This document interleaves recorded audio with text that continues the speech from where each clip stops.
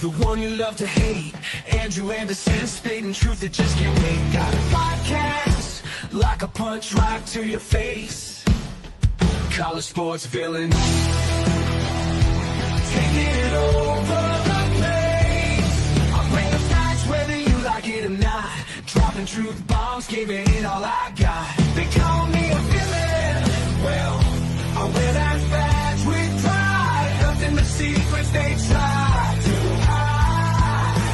Hard rock in my veins, rebellious to the core. I won't back down, won't take it anymore.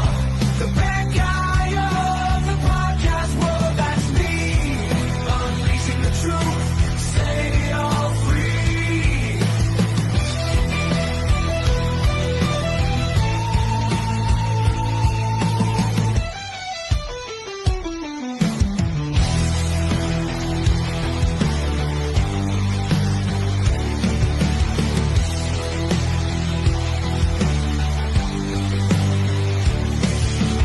Unleashing the truth. Welcome to Villains the Podcast. All right, we got a great show for you tonight. We got lots of stuff to talk about. We're going to preview some college football teams. We're going to drop Sports Survival's Top 25. Of course, we're going to talk about some food, all that good stuff. So without further ado, let's introduce our co-host. Terminate the face, keep you safe in the arms of the snow.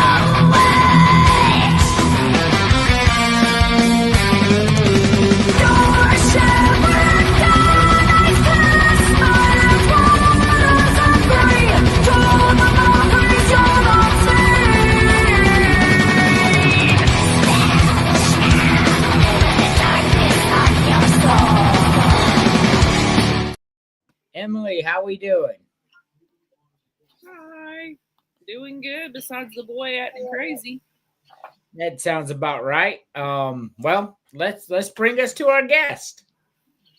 So go on Pittsburgh, steal my girl, ring my heart, mess me up, hit me hard, gonna get back up, we both know the deal, you can break what's strong, as Pittsburgh Steel.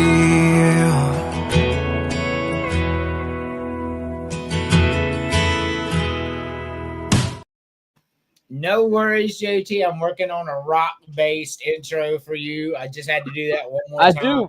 I do like it though. I do. I mean, I'm not a country guy whatsoever, but I can handle that, man. I can. Yeah, me neither. Not a country guy, but that song has made its way to the playlist. It has. I like it, man. I do. I like it. I actually want to. I gotta find out who sings that. Do you know who sings it? Yeah, dude, I got it on my playlist. You have to send it to me so I could have it. I'm gonna put it on my. What's that called nowadays? I guess Apple Music. I can't put it on my Walkman. I don't have a Walkman anymore. So yeah, I got it on my Apple Music. It's Warren Zeters, but I'll send it to you. All right. I wonder if he's from Pittsburgh. Yeah, for sure. Oh, he is? Okay. Cool, Yeah. man. Well, he's from a little town right outside Pittsburgh. You'll have to read all about it. It's really cool. So before we get into the show, you have a comment, JT. I do. I see that, man. I shared your thing today, so I'm getting some people. Will he sell the team? Will he cling it to like a family heirloom nobody wants? And question 2, are the Steelers actually building a football team, or are they quietly setting up a hospice care facility? First question, Nutty's never going to sell the Pirates. He's never going to sell them, man. He's making money every year.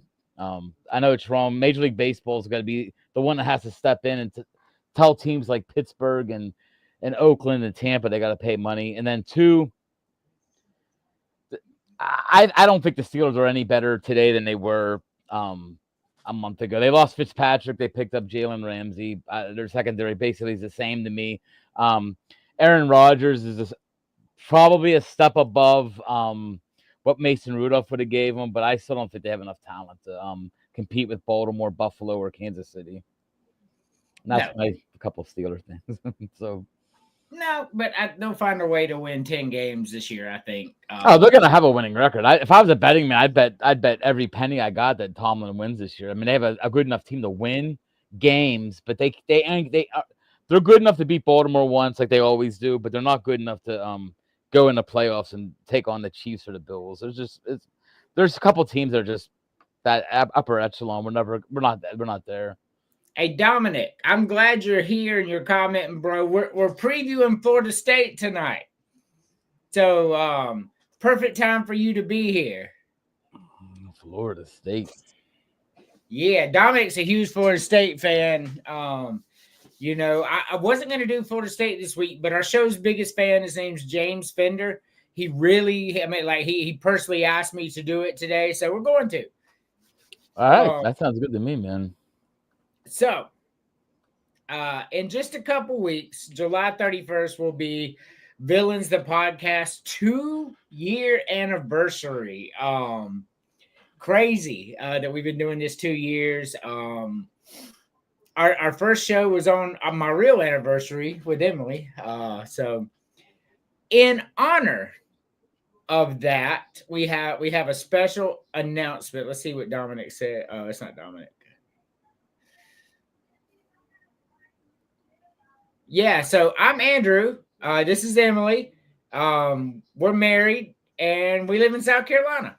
There we go. So glad you're here. Appreciate it. Yeah, Timothy, thank you, man. Great podcast. I'm gonna start when I'm on, or even when I'm not on. I didn't realize there was a button up where I could share this to my stream as well. So that's what I did today. So, well, we appreciate it. So on the anniversary show is also our South Carolina Gamecocks preview show. And for those of you who have watched this show, which is most of you, it's no secret that I am a Gamecock fan. So this is going to be the anniversary show. My wedding anniversary is the next day.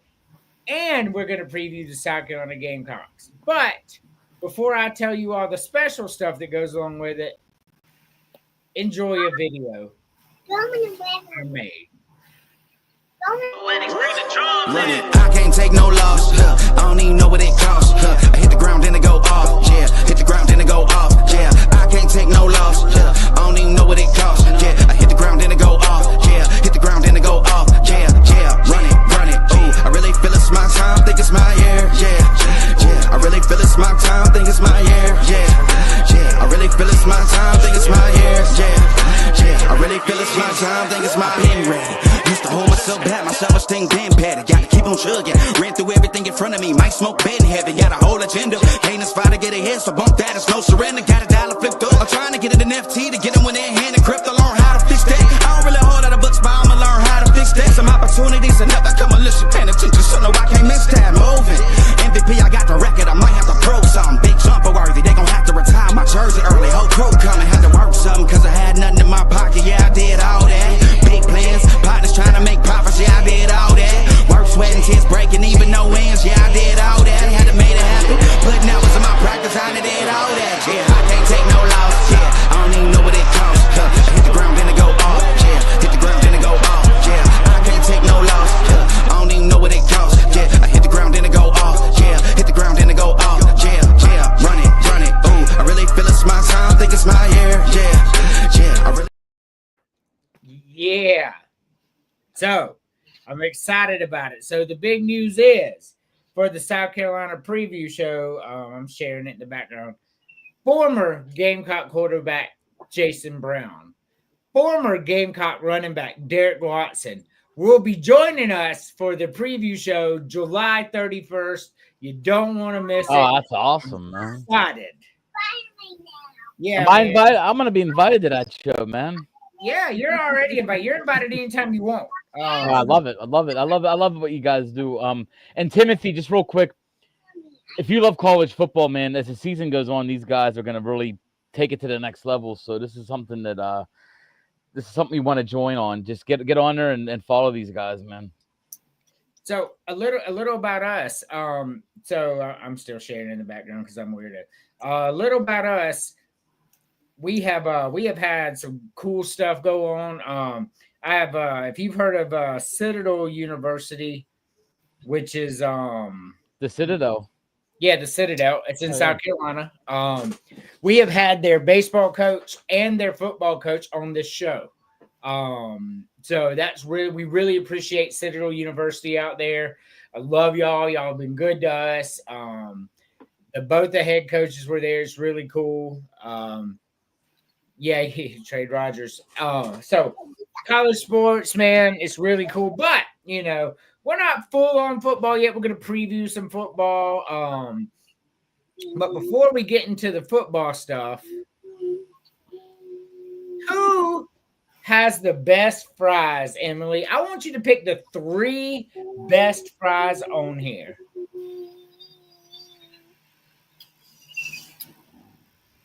Oh goodness.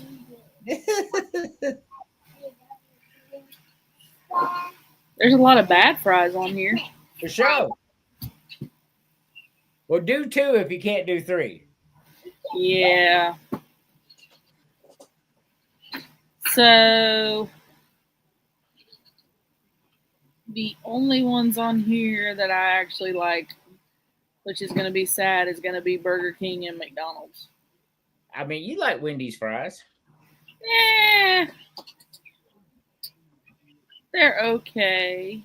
I really don't like He goes fries. to Taco Bell for fries. They're called nacho fries or something, Dominic. I've never had them. Yeah, they have like cheese with them and shit. Ugh. Yeah, it just sounds nasty as hell, to be honest with you. Yeah. You know, I don't mind the Arby's crinkle fries, but I hate their seasoned fries. Yeah, their curly fries are pretty terrible. JT, can you pick out your 3 favorite? You know what? I can honestly say I might have had maybe 5 or 6 of these. That's it. Definitely McDonald's. I think as Americans, we just you have to love McDonald's because you're a kid. You get that's the only way your parents can get you to shut up when you're a kid. So you love McDonald's fries.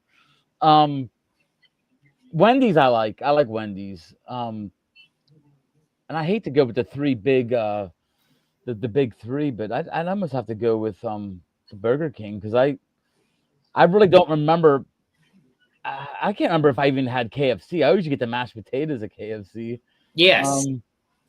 I do like Chick-fil-A. I'm gonna go Chick-fil-A. It's different. It's off the wall.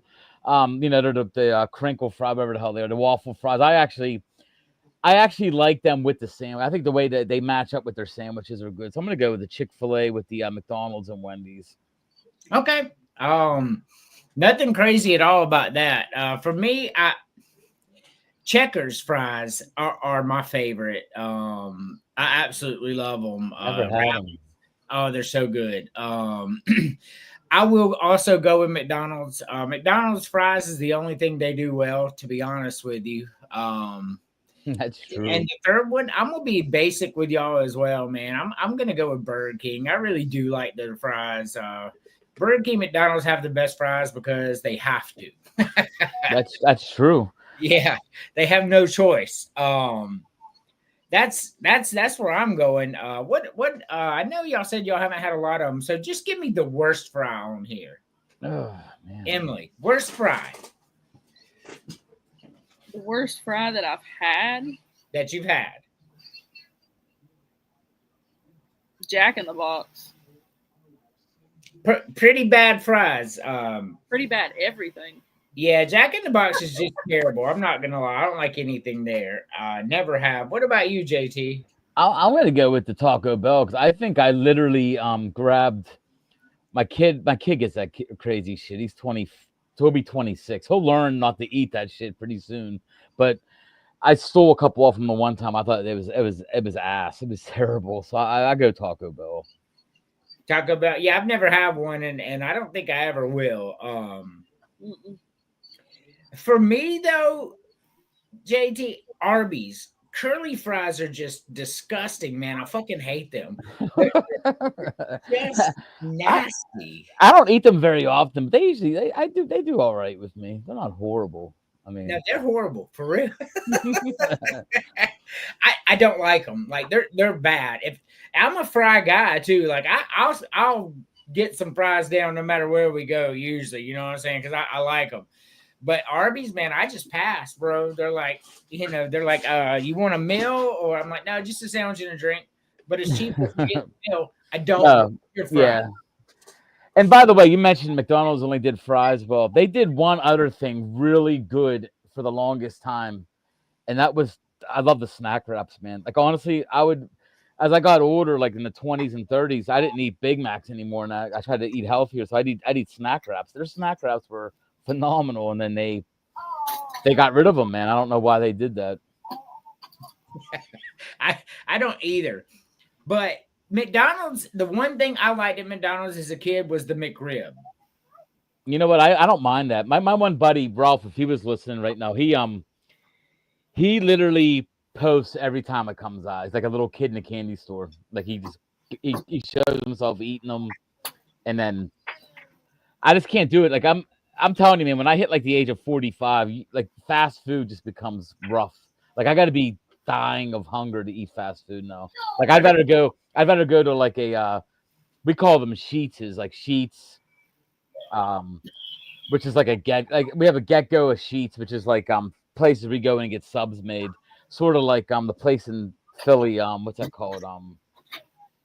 Oh, what the hell is the place in Philly called? There's always that argument, what's better, Sheets or you know what I'm talking about there, like a little convenience store that has subs. I eat them instead, like a turkey and cheese. I feel like I'm eating healthier at least than eating that greasy shit from fast foods. Even though I do eat a ton of bar wings. Love bar wings, man. So we talked about that before. Cheese for $1.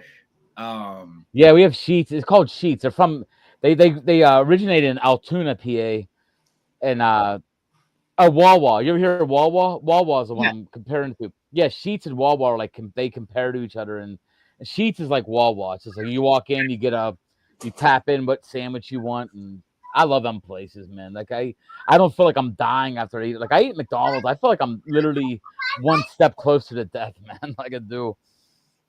I don't really like fast food either. It's just not my thing.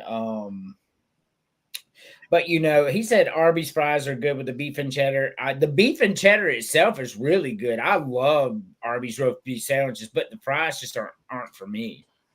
I do agree. I agree too. The beef sandwich. I haven't had one. Honestly, I don't go to Arby's very often. We have one right not too far from here. I never go. Like I said, I don't go fast food. Like the only time I go to fast, I have a granddaughter now. So she's 4, so we make our weekly, sometimes a couple of weeks McDonald's, get her the Happy Meal. The Happy Meal still sells for kids, man. Yeah, for sure. Put the fries in the beef and cheddar.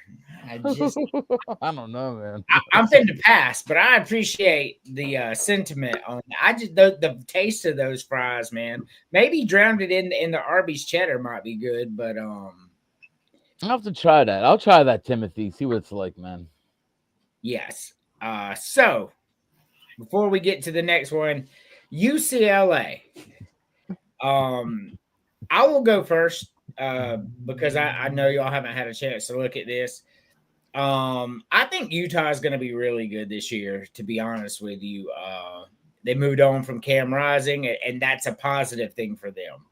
He's been hanging in the balance for years, and it was time for him to move on with his career. So I think UCLA loses the first game. UNLV is going to be a barn burner, and it's at UNLV.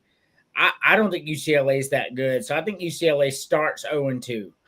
I think they beat New Mexico and Northwestern, lose to Penn State, beat Michigan State. They're 3-3. I think they beat Maryland 4-3, lose to Indiana 4-4, lose to Nebraska 4-5, lose to Ohio State 4-6, beat Washington 5-6.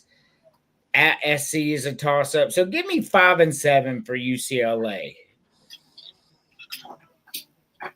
What about you, JT? I just came out with my preseason top 25. They didn't make it. So I like where you're coming from with the 5-7. They're going to lose to Indiana. They're going to lose to Utah. That's 2 losses. They're going to lose to Penn State.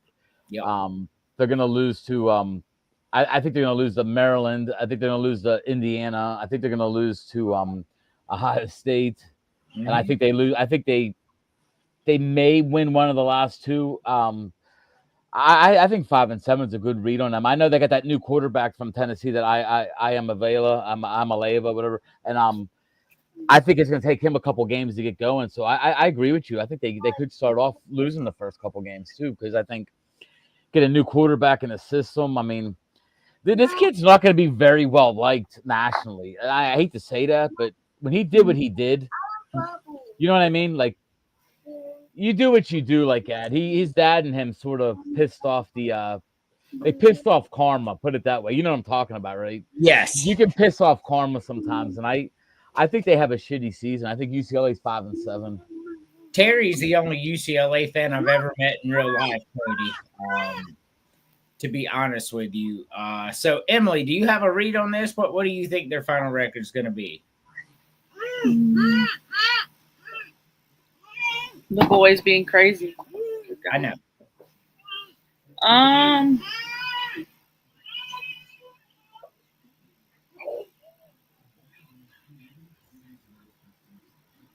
I can say at least see 4 that they'll lose. For sure. Uh-huh. Sissy blue shirts. But yeah. It'll probably be more than that, but at least 4. Yeah, for sure. Here's how I look at it. Nico, he's above average quarterback, but he is not an elite quarterback. And that spells trouble for UCLA because he had all the weapons at Tennessee. All the weapons. And did not like blow anybody out of the water. So now he's going to go down 4 talent levels. And that does not bode well for this kid. He's got to play a couple of the bigger. I mean, he's got to play the 2 big dogs in the Big Ten. He's got to play Ohio State. He's got to play Penn State. The more I look at that, I could see 8 or 9 losses. Being dead serious, like I mean, yeah, it's gonna be a bad year. I could see like you were saying. I think UNLV. I think Utah. I think I wouldn't be surprised a team even like going to Northwestern, man, could be rough sometimes. Just the fact, you know, I mean, like Northwestern is one of them teams that always seem to have that 1 or 2 games a year. You're like, oh my gosh, where'd that come from? Nebraska has some talent. You know, I honestly think they could lose. They're gonna have a bad season. I think his kid, like I said, I'm a big believer. Whenever you do what you do, like he did, that I just think it's a bad thing, and I'm not rooting for him personally. I mean, he's gonna be an NFL. He's gonna get drafted in the NFL. I mean, there's no doubt about that. Yeah. Scouting him, the kid's got talent, but it's gonna be a bad year, Terry. I hope Terry's watching. Terry called me Jay Tizzle on my podcast. He put a little note, called me Jay Tizzle. I like that, Jay Tizzle. I saw that. It's all right. And I just learned how to add.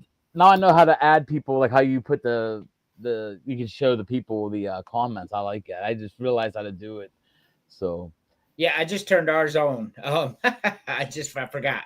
So y'all missed all the comments. So comment more, everybody. I've been watching it. Go ahead. Cody, by the way, thank you. I get tons of compliments from the draft swarm beginning with the ocean. I get people telling me that's beautiful. So I appreciate that, brother. That was phenomenal. Oh yeah, Cody does quality work. I think it's going to be a rough year for UCLA. I just do. They're not built for like a Big Ten team either. Like they're literally like. I hate to say that, but they ain't built the right way for that conference. They could get manhandled a lot. Like, I mean, I'm talking like teams like Nebraska with big offensive linemen, Northwestern, teams that are they're used to the grind. I mean, you play different style football in the Big Ten, and I don't think UCLA has their team built that way, man. I think it's gonna be rough. It's gonna be a rough season. Sorry, Terry. You're gonna be down in the dumps a lot this year, brother. Don. Yeah, Terry has them going 7-5. Yeah, he's got some upsets in there, then, man. I mean, Chris has Vanderbilt at 8-4. That's actually, I thought you had him higher than that. I thought he had him like 10-2 or something crazy. 8-4 is crazy, and it is. He's got Tennessee at 5-7, losing to East Tennessee State. I don't know. He does, man. He'll tell you. He sent me his win-loss. He's got him losing to East Tennessee State week 2. I just went through the top. We had a top 25 show, and I'll tell you what. There's 4 teams in our top 10 that are literally bringing in freshmen or new quarterbacks, which is crazy to think that. Like, if you look at the teams that are really good in the NCAA, like Ohio State, Notre Dame, Michigan, I can't remember all of them offhand right now, but they're literally bringing in new quarterbacks. So it's hard to it's really hard to get a read on teams yet because you don't know how these quarterbacks are gonna. Georgia's another one. Georgia got Gunnar Stockton. That's he's a new quarterback. I mean, you don't know what you're getting. Oregon has Dante Moore. So it's really a strange year in football where I think a team. And I'm not just saying this because you're that fan, but we just talked about it. South Carolina is a team that can make their move this year, man. Because Alabama's got a new quarterback. I mean, there's a lot of teams that are going to be just starting off new, sort of like on offense. So I think teams that are set at quarterback have an advantage going into this year. What about Georgia offering Lenore Sellers, South Carolina quarterback, $8 million to transfer in the offseason, and he turned it down? Wow. I'll tell you what, I give the kid lots of credit because we had the Jordan Addison thing here in Pitt happen to us where he went to USC for $3 million. Like that was a couple years ago, of course, before he got drafted by the Vikings. But I give kids credit that do that. Pitt just had a receiver named Kenny Johnson who's going to be good. He's like a junior now, but he was very good freshman. Penn State offered him money and he stayed. So I give kids credit, man. I mean, it's hard when you're 19, 20, 21 years old and you're getting offered that kind of money, man. Right. But I think Sellers knows. Sellers knows he's making his money, and I think South Carolina, man. Pay attention to my All-Americans this weekend. You're going to be happy, completely happy with what we came up with because the team's talented, man. Here's the crazy thing. Is that me? Here's the crazy thing. Oh, that was me. Oh. So here's the crazy thing. South Carolina and Clemson, between them two teams, have one of the greatest All-Americans for one state that there is. Like Clemson has 3 of the top 5 projected draft picks coming out of next year and 5 of the top 10. Dude, their defensive line is just ridiculous. I mean, they got so much talent coming out. I mean, and they're in a bad conference.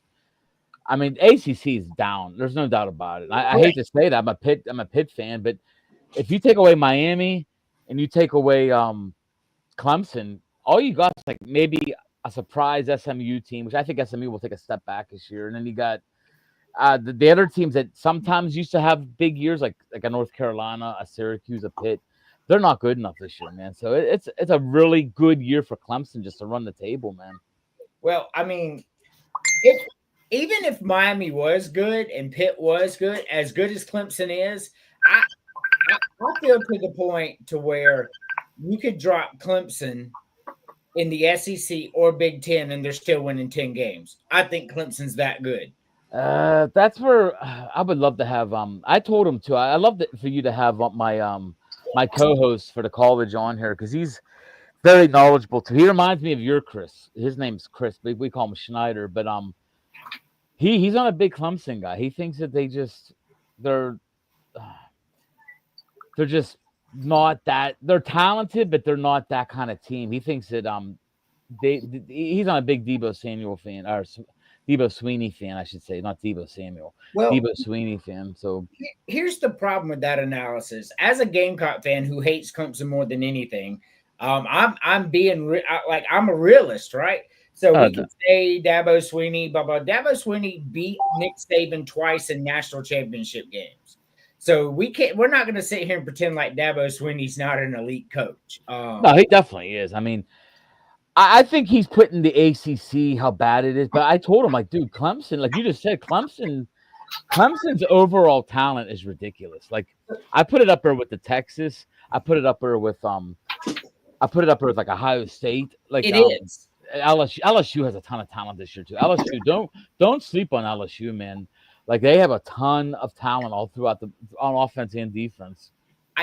Clemson, and like it pains me to say this because I really hate Clemson, but they've got one of the top 3 coaches in football. They've got the best quarterback in college football. I don't know about that. That's where I disagree. I watched the guy. I'm telling you, he's the best quarterback in college football. And I said this last year, way before all this brouhaha came out, and the receipts are on this show. So I've been saying this for over a year, and like, because I watched Clemson, man. You know, I'm a Gamecock fan, and their defense, man, they may have the best defense in the country. Like, I agree with that. I agree with that. They have 5 guys on defense that are going to be first rounders. So I mean, Clemson's my preseason number 1. And like, it literally made me throw up to make that preseason top 10 because I tried to put them down 2 and 3 just out of petty spite. But my college football, and it's like, I know you don't like these motherfuckers, but look at what they are. You have to look at this objectively and what they're doing, and you just have to accept the fact that they are that team. And like you said, I mean, like the great part about Clemson, the reason Clemson was so successful during those years and won 2 national championships over Nick Saban, they had no injuries throughout the year. Like the SEC ground was, you had to play your starters to the end of the game all year long. Clemson in the ACC during their years, I mean, like Trevor Lawrence and Deshaun Watson never played in the second half until the playoffs, ever. So you come in there a lot fresher, it matters. And that's going to happen again with Clemson this year, to your point, because the ACC is really not good. But this it's bad. It's really bad, man. Like, I mean, and the best part of that whole Clemson story is Pitt went to Clemson and upset them. Like, it was the most unbelievable. Pitt did not have a good team that year. A kicker hit a 57-yarder to beat Clemson at the. You had to love that. You had to be loving Pitt at that point. You're not a Clemson fan. They beat them like about 4 or 5 years ago. I want to say no. So the crazy part was that year. So Pitt beat them on that long field goal, and Clemson still won the national championship. That was the only loss, was the Pitt. Yep, that's true. At home too. They were at home. I was one of the bigger. Pitt does that every once in a while where they win games. You're like, what the heck did that come from? Like they controlled the clock during that game. What they did was shorten the game. They chewed it, and Clemson couldn't figure out the swing pass because that's all they did. They did a couple of veers, dives, and some swing passes, and they just kept eating the clock. I mean, sometimes you just got the rhythm on a certain day. That's true, man. That's definitely true.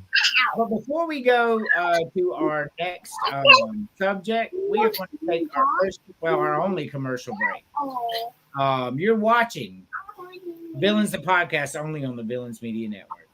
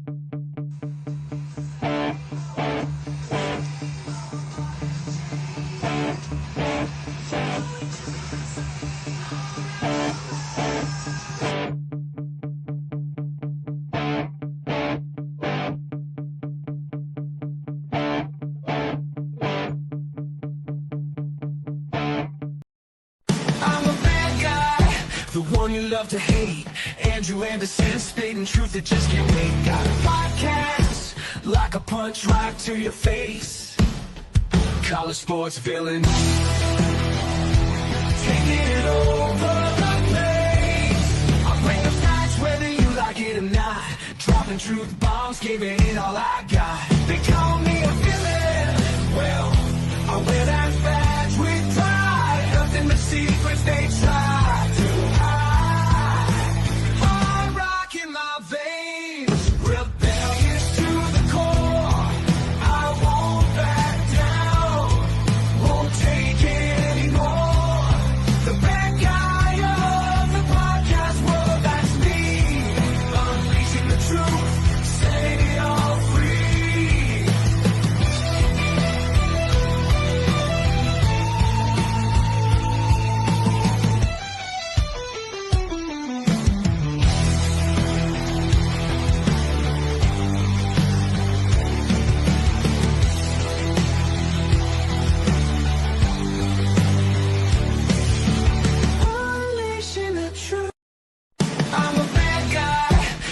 you love to.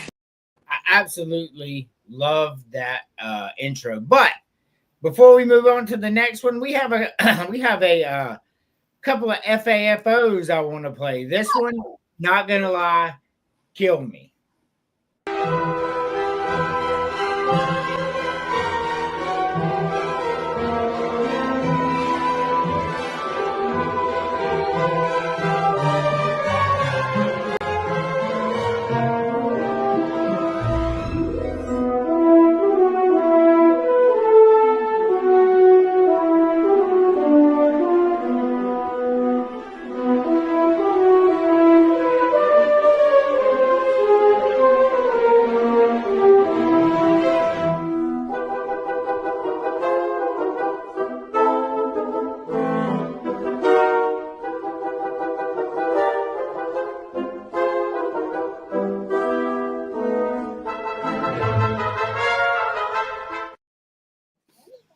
Fucking Harry Potter over there trying to light up the family with fireworks. That's awesome, man. Oh man, and I have two more, but I'm gonna play one real quick. We'll save the other one for later.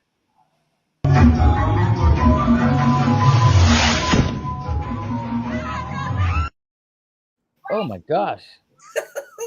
Is she alive? Is she alive? One more time.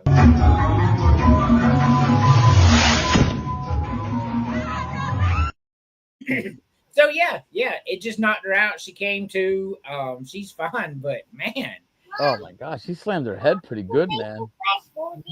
that's why you don't play with fireworks. You know what? PSA, tomorrow's 4th of July. Stay safe. I mean, some of you are going to come on July 5th with one less finger or hand. But be safe out there. Don't JJP, man. Oh yeah, and look, man, he's still out there balling with half a hand. Yeah, he is. All right, I love it. Emily, Yes. pick two of your two favorites here. So like I'm very confused on the Burger King picture because I swear that looks like the McDonald's one. I mean, use your imagination. Does Burger King have a Sunday? Yes. Are you sure? I mean, the machine never works either, but yeah, they do. Yeah, they have one. So like personally, my number one would be the hot fudge sundae from McDonald's. Okay. That's not on there, but I see Exactly. That's what I'm saying. But for what's on here, I would have to go with the Blizzard as my number one, and then Wendy's is my number two. So the Frosty is number two. Mm-hmm. Hey, look, man, the Frosty's good. What about you, JT? What's your two favorite? I definitely go Blizzard. I love a good Blizzard. I'm not big on Frosty. Every time I get a Frosty, man, it feels like it's water before I can get to it. I'm gonna go McFlurry. As much as I've had it maybe 3 times. It's never fixed. But the same idea as the Blizzard. It's usually pretty good if it is fixed. So I'll go with that. I don't think I've ever had a Chick-fil-A milkshake. So I'm usually just eating as much chicken as I can when I go there. So they have a strawberry milkshake at Chick-fil-A that's pretty good. I bet you it is good. I mean, I've never had anything there that was really like bad, honestly. But I usually get a spicy chicken sandwich and fries. That's usually my go-to. Yeah, I like spicy chicken sandwich. For me, it's going to be the Frosty and the DQ dipped cone, because that hard chocolate shell over soft serve ice cream, man, that's just my favorite, man. I love that thing. Like that's the best thing on this picture, man. That's number one for me. And yes, that is his weakness. Soft serve. Man, that's just good. I do like soft serve. I do like ice cream, man. That's good stuff. Ice cream's the best. Now comes the hard part. Out of these that you've had, which are the worst two?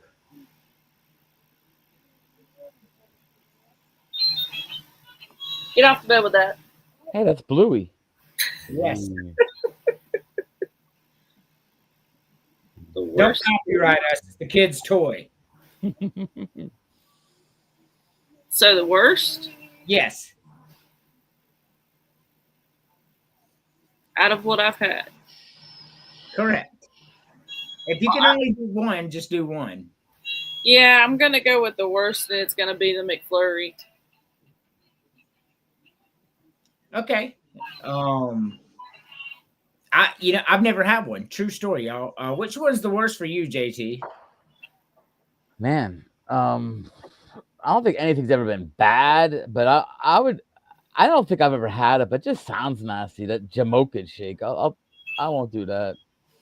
It sounds pretty nasty for sure. What is it, like coffee? I guess. I have I've never had it either, bro. But I'm not going to either. So Yeah, I'm with that's why I'm saying it's the worst. That's why I get rid of it. I think I'll never order that. No. I would take that too. But if I'm out of the ones that I've tasted, the Burger King ice cream, it just ain't that good. Like, I don't know if they don't use enough sugar or what the deal is. I don't know. But the dip cone is definitely my favorite. What is going on here? Okay. AC stop. All right. So, JT, tell us a little bit about your, before we move on to the next part, tell us a little bit about your top 25. Yeah, me and Schneider got together, drank a couple beers over last weekend, and we just we hammered it out, and we had Texas at number one. We had the talent they got on both sides of the ball. We thought that they were number one, and we have Ohio State number two, which that was mostly Schneider. Schneider's a Penn State guy. I wanted Penn State at number two, but he said that they will never beat Ohio State head to head. So he's like, put Ohio State ahead of them. I said, all right, I will do it for the preseason. Then we had Penn State 3, Clemson 4. To me, those are the 4 best teams. I think the 4 teams that have the best chance of going undefeated. And then after that, we have LSU at 5, Georgia at 6. We have Notre Dame at 7, Miami at 8. Miami has a lot of talent this year as well with Carson Beck at quarterback. We got Alabama 9, Oregon 10 rounds out our top 10. We have your Gamecocks at 11, and we have your Gamecocks as the one team outside if this makes sense to you, outside the top 4 that we think could be that surprise team that can make a run, man. I mean, for them, we put, they returned Lenora Sellers, a quarterback, key defensive pieces under Shane Beamer. I love what Beamer did last year. I think that they have to tackle some road tests at LSU, and they have a tough home matchup with Alabama. But I think they could be good, man. And we have Florida at 12. So the SEC doesn't stop, man. We have Florida at 12. Then we have Illinois at 13. Then the team sort of taking a fall after that point. I think Illinois has a chance to make some noise in the Big Ten, but then we have Oklahoma. I know it was on your Oklahoma show. They're a hard team to get a read on. Arizona State at 15 lost, of course, their running back last year, Scadaboo. SMU, we have them sort of taking a step back. They were basically undefeated for most of the year last year.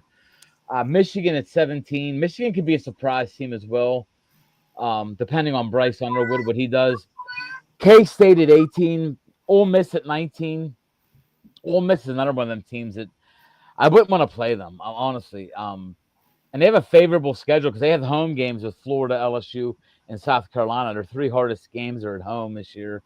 They got Baylor 20, Boise State at 21, Indiana 22. Then the Big 12 just the final 3 teams: BYU, Texas Tech, and Iowa State. And this is this top 25 is a preseason one, but you, me, TJ, Chapman, and Schneider will all be doing the weeklies from here. We'll start it with this, and we'll base off the first week, and then this will be our start. So yeah, I know there's going to be people that don't agree and people that disagree, and but that's what we're going to start off the year with. That's fine. We do a point system or whatever. Yeah, we'll do like we'll have 4 guys. So if everybody picks the same number 1 team, they'll get 100 points. It'll be 100 votes. Like so, then Terry. it goes down. So JT had UCLA losing 8 or 9 games, just so you know. And happy birthday, Terry. Yeah, happy birthday, Terry. Yeah, happy birthday, man. 10 years old. Look at you out there making your dad proud. I guarantee it. Definitely, man. So for me, I do top 10. I'll do the top 25 of y'all, but like College Sports Villain says the top 10. At 10, I got Tennessee because they're just unknown. But they still got tons of talent. Number 9, I got Notre Dame. Number 8, Oregon. Number 7, I got South Carolina. Number 6, I got Alabama. Number 5, Ohio State. Number 4, Penn State. Number 3, Texas. Number 2, Georgia. People seem to think Georgia's just going to fall off the map. Georgia could win it all this year. And number 1, I got Clemson. They could win it all. I mean, they could also if the quarterback Gunner ain't what they think he is. That's what I'm talking about. It's really strange that a lot of your teams too in there. I mean, Notre Dame, Georgia, they have quite. I mean, it's Ohio State. You don't know what the new quarterbacks are going to do yet. I mean, they're 5 stars, so I mean they're 5-star recruits, so they should be good. But we all know what could happen if they they don't come out and play the way they should. Well, Gunnar Stockton did play in the playoffs last year because homie went down. He's now Carson Beck. So he has some pretty good experience to start off his career, very first start in the college football playoffs. But it's a different pressure now, man. He's going in. I get what you're saying, but there's a lot of pressure now. I mean, you're the guy, you're the guy. It was a lot easier. You're stepping in, you have nothing to lose in a game like that. So I get that as well. But I think the quarterback with the quarterback at Notre Dame is gonna be big because that ain't a given yet. Right. Ohio State's got that Salem kid, and he's supposed to be a beast. He played like in 4 games last year. With Ohio State. I'm concerned about Ohio State at quarterback. Their quarterback room's not deep. They had Air Nolan. He transferred out in the transfer portal. He was heir apparent too. It's shaky up there at the quarterback position. But the problem for everybody else is it's Ohio State. So they got so much talent, man. You could have me up there tossing the football around, getting about 200 yards a game. So they'll be just fine. they have 2 of the top receivers in the country right off the bat. So. Exactly. they're gonna be okay. So I have our next segment, JT. Like I posted this on my Facebook. A couple people had some crazy talk in there, so we ain't had crazy talk so far in this show, but maybe Michigan being in the top 25 is a little crazy talk. But I want y'all to eliminate 2 shows, and then we'll pick our 2. Eliminate 2, Emily. Eliminate 2. I don't think you're gonna like me after this. Let's see. I would eliminate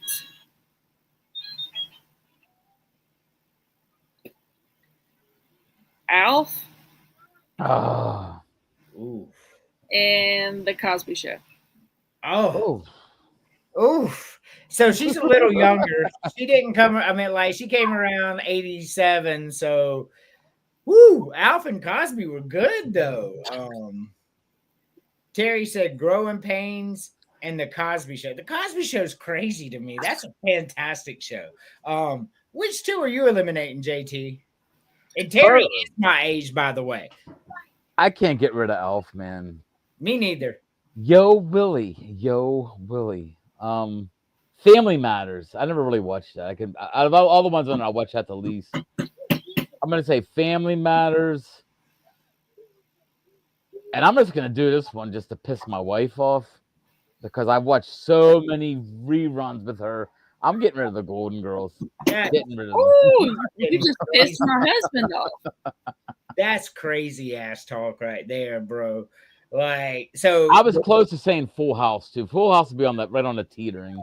not only is Golden Girls the best show on this graphic, Golden Girls is the best show of all time. Like, that was some major crazy talk to me. I watch it every single day. Every day. Married with Children is 10 times better. All right, so that super crazy talk. Golden Girls is the best show ever made. He literally goes to sleep every night watching the Golden Girls. Yeah. Yeah. Maybe you're like related to my wife somehow. That's all she does, man. And Like Golden Girls- he tells me the script before they say it. Yeah. I've seen every episode of the Golden Girls at least 500 times. And that's not a conservative estimate. That's a real estimate. Jesus, man. And it's my favorite show. So you just like, that's the craziest talk of anything I've heard on any of my shows. Well, I don't know. Chris said Vanderbilt winning the SEC was pretty crazy. For me, one, I'm getting rid of Growing Pains. Just a terrible show. I like that. I did not. And number two, I'm going to agree with JT on his other one. Full House can kick all the rocks. Just I didn't like the show. I didn't like anything about it. Like, Full House was not an entertaining show. It's nostalgic, and I remember watching it as a kid. I also remember turning the channel and waiting for Step by Step to come on. Yeah, I didn't care much for it. So yeah, Full House. What's your? He said Golden Girls. What's your favorite two, Emily? My favorite two? Yes. Really? Give your favorite two, and then we'll let you take care of that. My favorite two would be Saved by the Bell and Family Matters. No crazy talk here. I love both of those shows. What about you, JT? Easy. Cheers and Married with Children, man.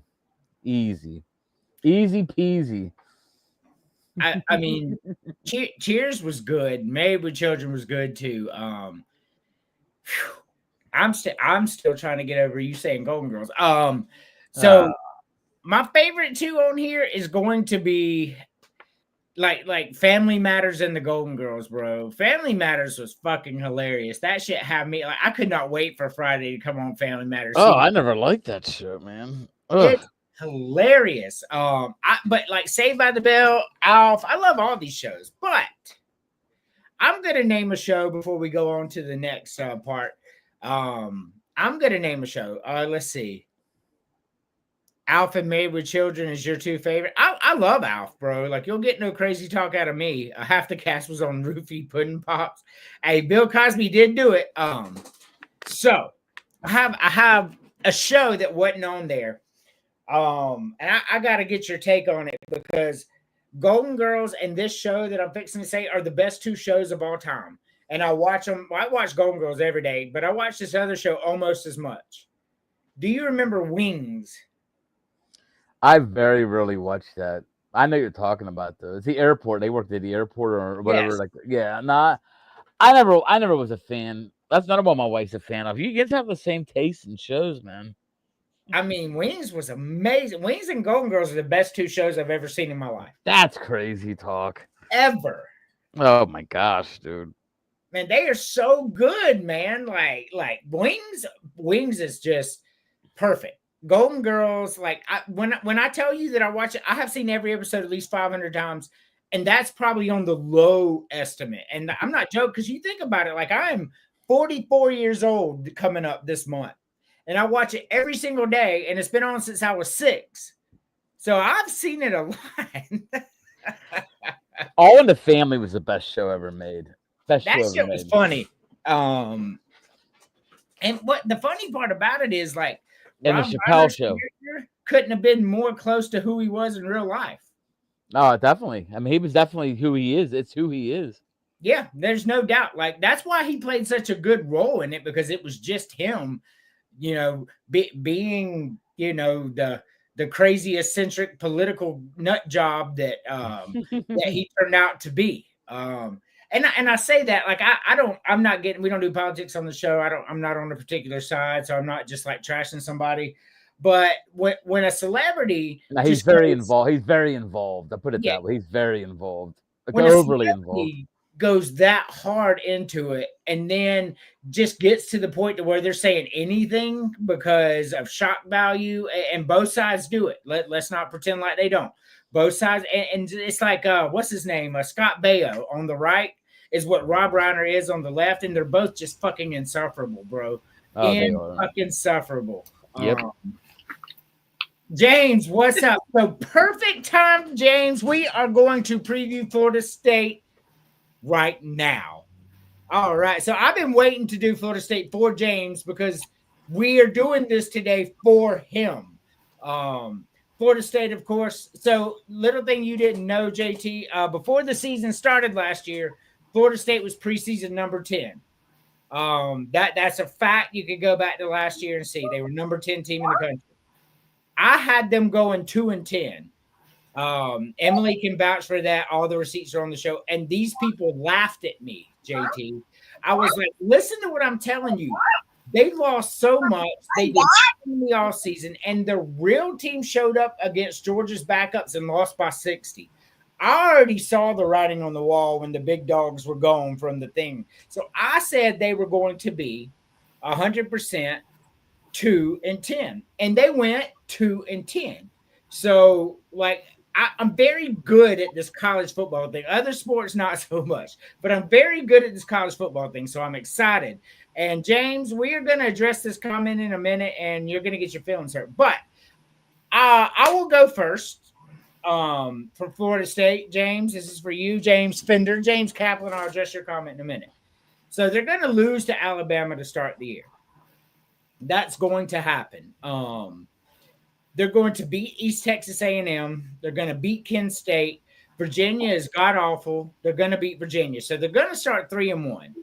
And then they're going to lose to Miami. Like, that's going to happen. They'll find a way to beat Pitt. I don't know how, but they will. Trust me, I'm being objective here. So the team I hate the worst, even more than Clemson, is Florida State. You can ask my wife. Can't stand these motherfuckers. But I think they start 4-2, 5-2.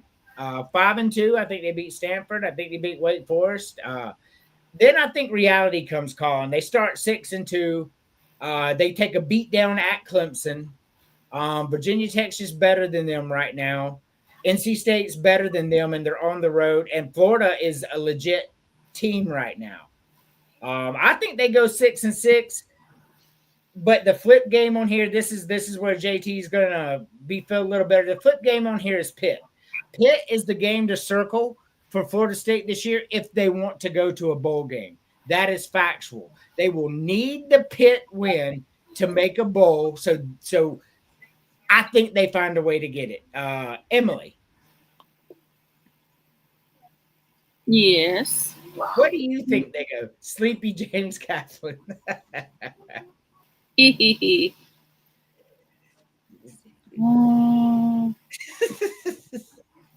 wasn't even hands out. It was just, Oh yeah, I have the clip. Go ahead.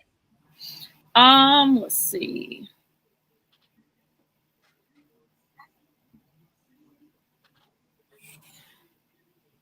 I think they don't win any. I mean, they gonna beat East Texas A&M Why do you say that? because I've never heard of them, and I've been watching football for 33 years. Oh, okay. All righty, JT. Lose to Alabama. They win the next 3, like you said. They lose the next 2. So I think right there, what's I put them at? 3-3. 3-3. Beat Stanford and Waco to 5-3, make themselves feel better. Then they lose the last 4. So I say 5-7. See, that's about where I have them too. I have them at about 5-7, 6-6, and the big game, and even on yours because you got them as an L there, going 5-7. Pitt. They're going to need to beat Pitt to be bowl eligible. And Pitt has trouble against them. I don't know why, but that's not a team like Pitt has had success against Clemson. They've had success against North Carolina. even Miami, they beat them that year with Kenny Pickett as a freshman. Yes, But we have trouble with Florida State for some reason. We didn't get to play them the last couple of years when they've been correct. real crappy though. And so it's going to come down to that game, like when we did Iowa last week. Here's the thing, and I pissed off a lot of Iowa fans on Twitter. I have Iowa friends on the podcast network. Week 2 is going to make or break it. If they lose to Iowa State in week 2, they're losing 7 games at least. Like they have to find a way to win that game, and they cannot. It's going to be a bad. It's going to be a bad year for Iowa. So, JT, 0-1 Canes or 95 Nebraska? Oof. Dude, I'm sort of. What's that? Would you like me to go first? Yeah, go ahead. I mean, it's hard because I love that Nebraska team, man. I got you. All right. So he's saying 0-1 Canes over 95 Nebraska. Well, let me tell you something about any team that you put up on that graphic. I'm taking 95 Nebraska. That is the greatest college football team of all time. I'm not a Nebraska fan. Fuck Nebraska. But I have to be reality. Tommy Frazier is the greatest quarterback never to win a Heisman, and it's fucking crazy he didn't get a Heisman because he did nothing but fuck defenses up. That 95 Nebraska team was the greatest college football team I ever saw in my life. I'm 14 years old, so it's not my childhood. It's not my personal team. It's reality. That team beats the 91 Canes because they can't contain them. They're going to eat the clock, and Ken Dorsey's going to be forced to throw the ball, and that was not their strength. It was the running game that was their strength. And that Nebraska defensive line, they're not going to run. And 0-1 Miami was cool, but playing in the Big East ain't the same as playing in the Big 12 back in 95. It just ain't. So give me 95 over any team in history. It's gonna be a better game than you think. Dude, they had Clinton Portis, Najee Davenport, Willis McGahee, and Frank Gore on the same team. Can't one touch the ball but one at one time. I understand that. I mean, they just had Jeremy Shockey. They had Andre Johnson. That might be one of the most talented offenses at a time. I'm not saying they were the best offense I've seen.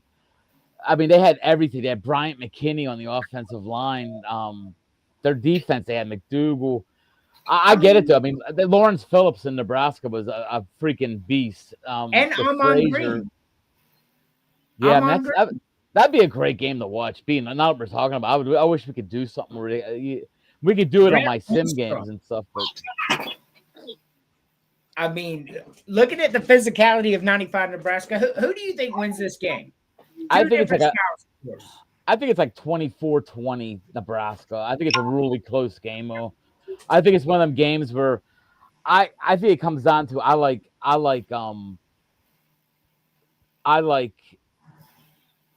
Frazier over I like Dorsey. I like Frazier over Dorsey. I think that's what it comes down to.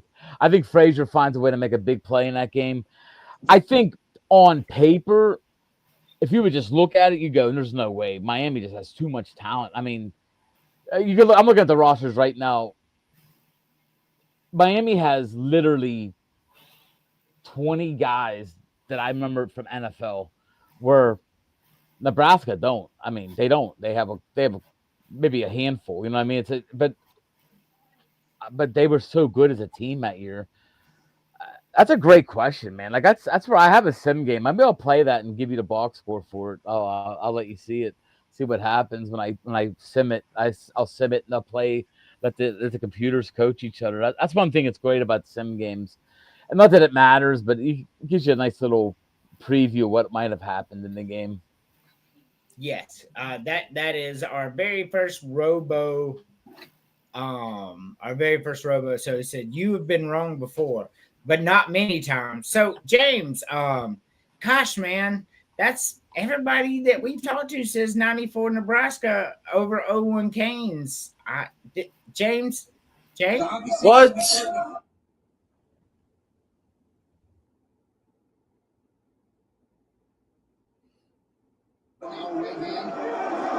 Just missing the knee. Now I'd be willing to stand in the pocket. Now he's getting the timing. Yep. Good left hook. Down goes Frazier. You should have, dude. You got to have You gotta have what's his name saying "Down goes Frazier" when he goes down. That'd be hilarious, man. That would be hilarious. Prove Oh it. my goodness. That was a so we've been talking about that one for over a year because James is younger, right? So we try to explain to him, like, I know you see all these names on this team, I get it. But what 95 Nebraska was different. Like there was nothing you could do. They were stonewall. Yeah, they were destroying teams that year. I mean, it was literally Yes. one of them. It was like one of them teams just like, how bad are they gonna win this week? It was almost like a funny thing, you knew they were gonna destroy teams. I was 94, I was 20 years old, but I mean Here's a good comparison with it though that I try to say. So that 95 Florida team, like that team by Steve Spurrier beat everybody, undefeated, made it to the Orange Bowl against that Nebraska team, and that Florida team very much compared to that Miami team. That defense was star-studded. I mean, you had the Heisman winner in the backfield for Steve Spurrier, and Nebraska beat them 52-20. I've never seen a team like 94 Nebraska. yeah, you couldn't. I mean, now that I think about it, I mean, you're right. Frazier is probably the best quarterback that never won a Heisman. It's ridiculous.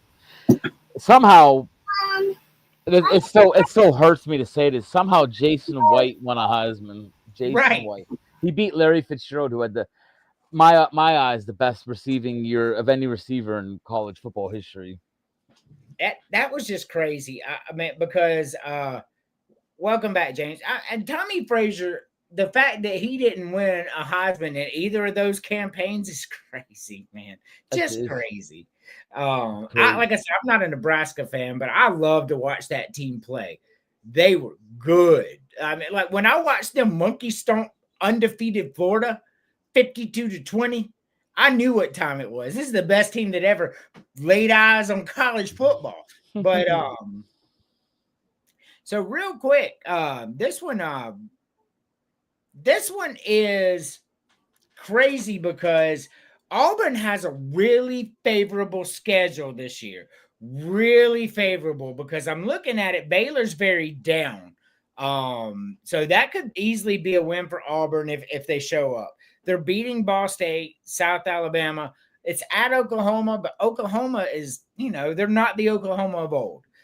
Texas A&M, Georgia. All right, so that's their rough stretch right there. Let's just say Auburn goes 1-2 in the Oklahoma, Texas A&M, Georgia stretch because I think that's what's going to happen there.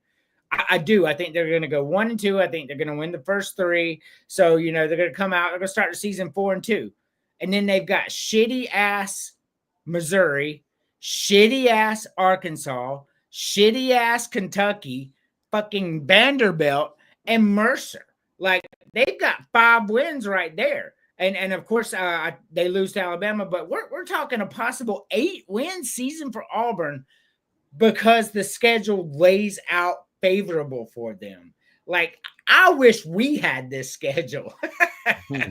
But that's about as easy as the SEC schedule as you're going to get, to be honest with you. It's pretty easy one. SEC. What I have them going 8-4, and that's crazy because Auburn's not good enough to be 8-4. But their schedule says they'll be 8-4. So what do you got?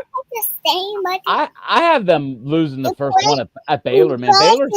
Baylor still can put up points. I think that's a rough game to start the year off on the road against I actually have Baylor 20th in my top 25. They still have points. They can score points. They're not the team they were last year, but I think they can win that game. I think they'll beat Auburn in the opener. I think they win the next 2 for sure. The interesting thing about Oklahoma is their quarterback for Auburn is Jackson Arnold. So it's like that's his going back home kind of game, which you know how that works out sometimes, man. I'm going to give him the upset there. I'm going to give him 3-1, but a different 3-1 than you did. I'm going to have him beating Oklahoma there. I'm going to have them losing though the next 2, so they're going to go 3-3. And I agree with you, man. I think they win 5 of the next 6. I think that 5-game stretch is pretty easy, man. I mean, the Missouri game could be a little bit rough, but I think they win the next 5 easily. And then I think they lose to Alabama. I think it's 8 wins for me as well. Yeah. Crazy.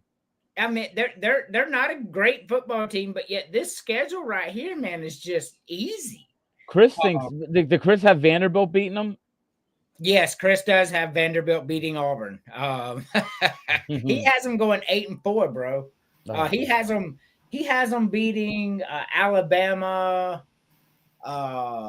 He has them beating Tennessee. Oh, he has them beating Auburn. He sure does. For sure. Emily, what do you think their record is going to be? So I think I think they're either going to win 4 or 5. That's it. Oh, who do you see beating them outside of the 3? And let's just say they lose to Georgia, Texas A&M, Oklahoma, and Baylor. Let's just say they lose all 4 of those games and Alabama. So that's 5 losses. Let's just say what other 2 teams outside of the 5 ones are they going to lose to? Oh, the boy's shaking me. Hey, wait a minute. No. What? We love James. So you said which ones were the? So let's say they lose to Alabama, Georgia, Texas A&M, Oklahoma, and Baylor. What other 2 teams do you see going to be an L for Auburn in here? AC, stop.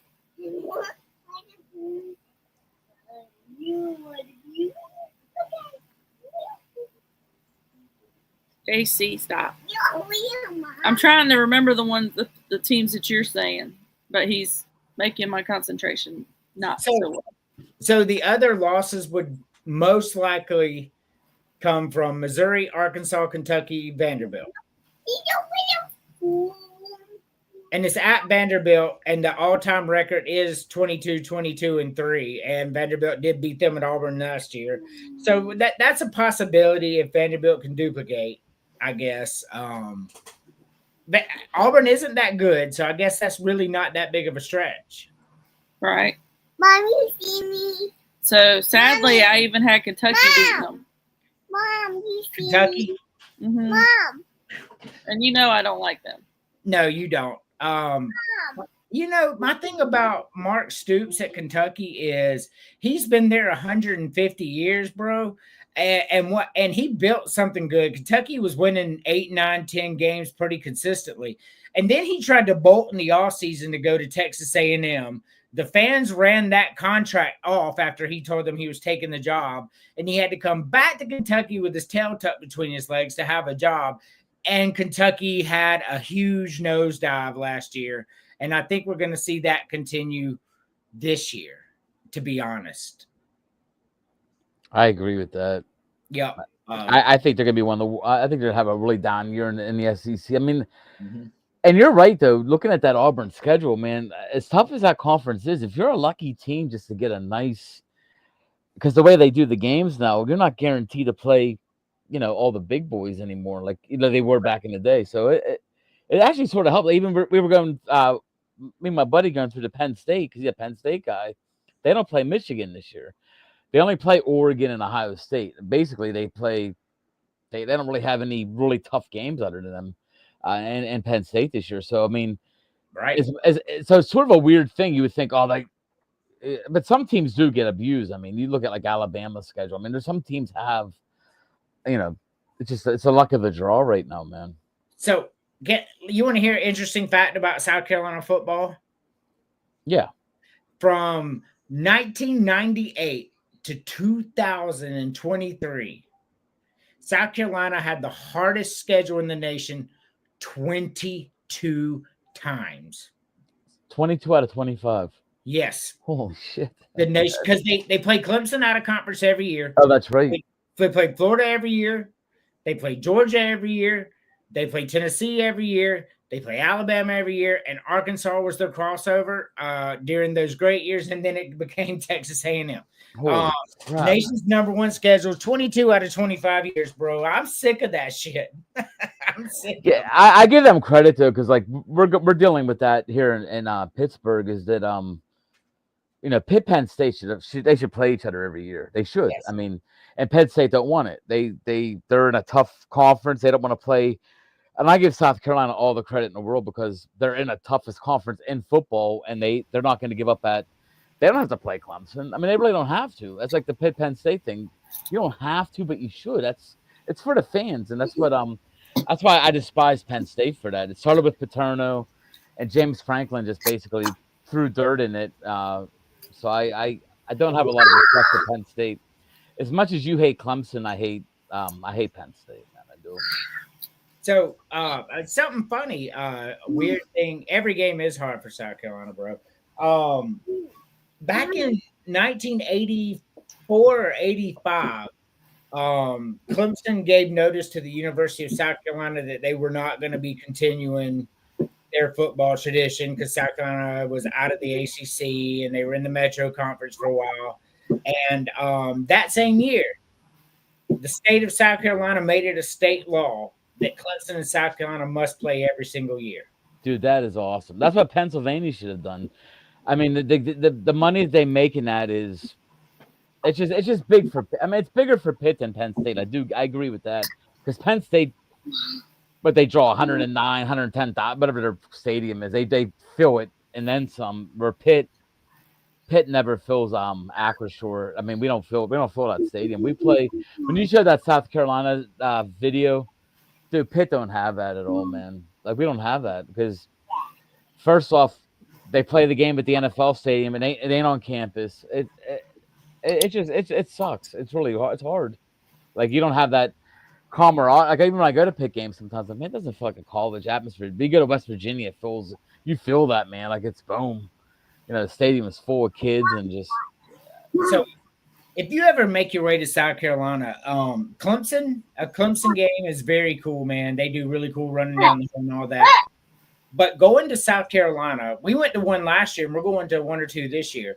Like when you're there and they're playing, and Sandstorm's there, and they've got what was it, a $6 million light show that they paid $6 million to put it on. That light show is fucking amazing. It goes red and black when South Carolina scores, and Sandstorm and 82,000 people screaming. Man, South Carolina is where it's at when you're at a home game for real. I would love to get to a game. I mean, look, that video showed me. I'm like, I've only been at a I guess I told you I went to Vodtech once. I went to WV once. I went to a Navy game and they played Pitt when Fitzgerald played for Pitt, and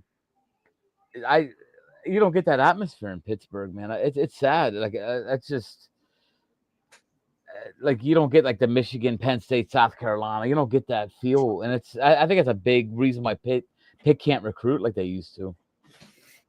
Well, yeah, I mean, it is so cool. I'm looking forward to going to a West Virginia game. I really am.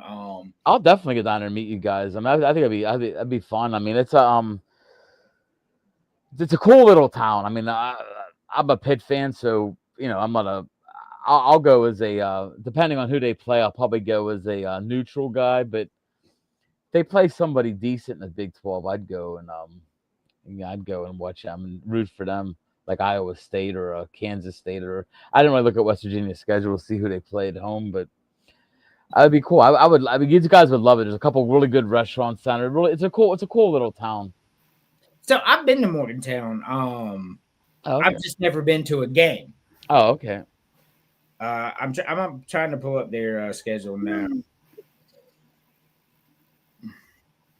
This ESPN app takes so long, but it's the quickest way to find it, really. All right, so West Virginia at home this year against Robert Moore. Oh, they have Pitt at home this year. Yeah, that would be the cool one to go to. I'd have to wear my Pitt stuff, but that'd put everybody, one of us, in danger. I mean, them fans don't take they don't take too lightly the Pitt fans. Utah goes to West Virginia. That would be a fun one. That would be a good one. That would be really cool. Colorado comes to West Virginia. Texas Tech. There's going to be some good games in West Virginia this year. I didn't realize they had it like that up there. Dude, the Big 12, when I did my top 25, we have so many teams from the Big 12 in there, man. Like, those are all them teams, like, right at that 8-win, 7-win, like, we have Texas Tech, we have BYU, Arizona State. The Big 12 is like a weird conference where teams just score on each other. You don't know who BYU, Texas Tech, Iowa State, Baylor. Like it's a crazy conference, man. K-State. It's just a lot of teams in that same kind of thing where you're gonna score a ton of points. I think West Virginia might have a rough year this year. Yeah, for sure, man. So like I was reading Chris's message. Chris is down there with a potential sponsor right now. So good luck, Chris. Real quick, let's see, 1-0. They'll beat Robert Morris. They'll beat Ohio. They got Pitt at home. I don't know, man. That's a toss up. Yeah, them rivalry games. It's almost impossible. It's flipping a coin. Kansas is good, not like they used to be bad. Utah's good. BYU's good. TCU's okay. Colorado's good. Arizona State's good. And Texas Tech just spent $20 million. Yeah, we could see 7-8 losses for West Virginia this year if everything goes awry pretty easy. You don't think I think Colorado might take a step back this year. I mean, they're losing a lot. Sure. They're losing a lot. But I mean, I West Virginia doesn't have a ton of talent either. They had a couple guys drafted last year, and they ain't recruiting really well themselves. And this part of the country is really rough right now. Like Pennsylvania used to be a hotbed for high school football. It's not anymore, man.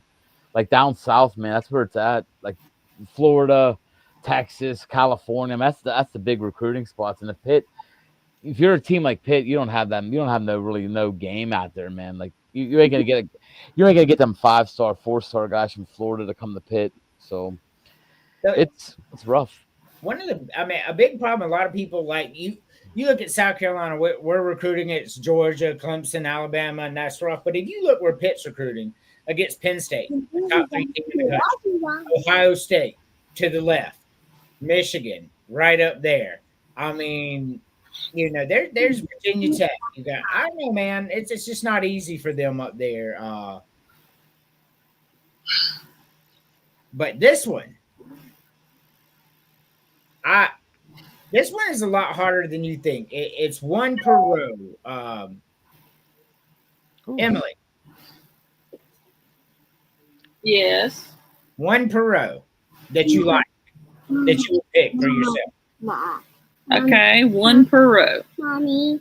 Spaghetti and meatballs. Mommy. I guess I would go with the ribeye because that crusted chicken just sounds nasty. Mom. This boy. The next one I would go with the flatbread. Boy, I saw you. I know you. Then the next one, I would choose the cheesecake only because it has strawberry on it. And I don't know what the other shit is. You don't know what mashed potatoes are? No, I think she meant tiramisu or butter cake. Boy. Oh, my bad. Tiramisu's. All right, go ahead. And the last row. And the last one, I would choose the mashed potatoes. Okay. JT. I'm not a pasta guy, but I go with spaghetti and meatballs. Go to old fashioned there. God, the second one's the hardest one for me. I love chicken, but man, I can go for a steak, a ribeye. I'll go ribeye. Flatbread, cheesecake, mashed potatoes. Man, so we couldn't be more different. You two were really close. Like picked almost all the same. You picked all the same, I think. Y'all had the same exact menu. That's crazy. For me, I'm going with the penne vodka. I mean, vodka sauce and penne is the superior noodle anyway. My wife can vouch that penne. I try to penne up everything. I'm going with the crusted chicken. I'm not a steak guy, and I love chicken. I had no problem with that pick, man. Yeah, but that fish looks nasty as fuck. Looks like fish. It still has the skin on it. I'm gonna pass on that. The third row, though, man, I'm going with stuffed mushrooms, man. Stuffed mushrooms are good as fuck. I don't know how y'all didn't pick that, but I love them. Oh, a good flatbread. We put good stuff in it, man. Yeah, I'm going with the mushrooms. And I'm going with the tiramisu. Tiramisu is just so fucking good, man. Especially when they did it in the ice cream form under Breyers. Oh my god! And then I'm gonna go with broccoli. I'm gonna go with broccoli on the bottom. Steamed broccoli is just I like broccoli. Broccoli is so, and then you get broccoli and like sesame chicken and you know man, broccoli's the shit. Broccoli's good. Broccoli's an underrated food, man. There's no doubt. For sure. People sleep on broccoli. Broccoli be good. It's good for you too. Like I'm actually yeah. I got my cancer scan today, and I'm gonna get back on the low carb because low carb. I don't know if you ever did it, but it's the only diet I've ever been on in my life where I feel healthy. I feel like I have strength. I have energy. So I'm getting back on. So broccoli's a big part of my future. Chicken, steak. I could eat that all day. So I'm gonna be almonds. Like I bought a ton of like almonds, sunflower seeds, pumpkin seeds. That's like I'll be eating for the next couple months. So hey, look, I love sunflower seeds. You ever had those dill pickle flavor sunflower seeds? Oh, they're so good. So good. I just got these ones. They're called honey. Hold on, I'm gonna grab them. I just saw them for the first time today. Hold on one sec. Okay, for sure. Say Christ is Lord. All right, so good movie, by the way. Yeah, I went to the they're honey roasted. I don't know if you ever saw them. Honey roasted David. They're good, man. That sounds good. And then I always get the I love cracked pepper. Anything get pepper. Me too. Love it, man. So that's like I'll take these to work and just I love spitting seeds. I think it's one of the. It actually keeps me from getting anxiety. I don't get anxiety. I feel relaxed when I have sunflower seeds. It's a weird thing. I think it's a baseball thing. So I always had sunflower seeds in my back pocket. My doctor said don't eat green food. It might be yucky. Not broccoli, man. Not asparagus. I love asparagus too. Give me asparagus. Look at this 1989 version. Oh, check that out, man. So we go thrift store and we go on vacation to do it, and she found it. So asparagus, all right, look, man, I'll be real honest with you. Like asparagus on the grill is like my favorite thing in the world, man. Oh, it's amazing. I take some butter and I put it in some aluminum foil with asparagus. I put some Lowry seasoning salt, sometimes a cherry tomato, sometimes not, and then I grill it until it's got the juices in there. Man, that's like the best stuff on earth. Dude, it's so good. And your pea smells a couple hours later. It's awesome. Man, asparagus is great. I love it. I love the green stuff. I love peas. I love everything green vegetable wise, man. Peas are great. Very underrated as well. Oh, buttered peas, man. My mom, God rest her soul, she used to make, and I was 12 when she died, so I don't remember like what it was, but it was like cream style peas. I don't know if you've ever had that. It's like white sauce with peas. Oh my gosh, man. That sounds good. It was so good. I don't know how she made. I don't know what the white sauce is made out of. I don't know, but it was so good, man. I love buttered peas. I'm with you on that. Put a big lump of butter in a pot of peas and then heat it up. Fucking shit, that's good. I could throw peas on mashed potatoes all buttered. I can eat that. Oh man, it's so good. Oh yeah, I love peas, man. You like lima beans? I love lima beans. Fuck yes, man. Lima beans, man. You ever had lima beans with salt and pepper on them? Dude, lima beans is the most underrated. Not because nobody in my family eats lima beans with me, and I'll make them. I'm like, come on, guys. They're like, I think that's the best flavor, man. Unbelievable flavor. I agree. Lima beans are amazing. I love them, man. Love them. You don't like lima beans, Emily? You like lima beans? I like them when they're mixed with something else. Like succotash. Corn succotash. Yeah, that's good too, man. Oh yeah, it is. Succotash for sure. Oh, it's so good. Now you got me hungry again. And I can't eat lima beans ain't on my diet. I can't eat that. If I'm in keto, that'll take me out of keto. It's not on your diet? You can't. You're allowed 30 grams. I'm allowed 30 grams of carbs a day. I could eat a little bit of it if I don't eat nothing else. Like I go 30 grams or less, dude. In 5 days, I will lose. I'll have one day where I get real sick. It happens all the time. I'll get like nauseous for a day, and then all of a sudden I'll wake up the next morning and have like all this energy. It's the weirdest diet, and I wish I could do it all the time. That's why I went and bought I didn't buy beer for tomorrow. I bought I bought like Truly. I bought like seltzers and stuff because they're low in carb. Fireworks. So I was at my mom's yesterday. We were swimming, and my mom had something called Miller. I know what Miller is. I'm not crazy. It was Miller Extra Light. I'd never seen that until yesterday. Have you heard of that? Like, I don't drink at all, so. Not. No, I thought there was a. Is he sure it was called Extra Light? It was called Miller's. What the hell is that called? I know what you're talking. I know what you're talking about. It's a Miller's. It's like Miller. I'm gonna look it up. Miller Light. It's like 55 or something. It's called Extra. I think it's called Miller Light 55. It's 55 calories. Yeah, well, whatever it was they were drinking, and I love stuffed mushrooms and mashed potatoes. Good job. So before we go, we got one more after this. So before we get to that one, though, eliminate one per row. Emily, this one's pretty easy on the elimination, actually, for me. Yeah, it's easy for me too. I'm getting rid of the Alfredo, the fish thingy, the mushrooms. Crazy. One of the other two options because I don't know what they are. Tiramisu's chocolate, and it's really good. And roasted potatoes. Okay. Yeah, no, I mean, crazy talk with the stuffed mushrooms. But other than that, I get it. What about you, JT? Yeah. Alfredo, the fish, the mozzarella, the butter cake, and I love potatoes, but I get rid of the roasted potatoes too. I gotta eat broccoli.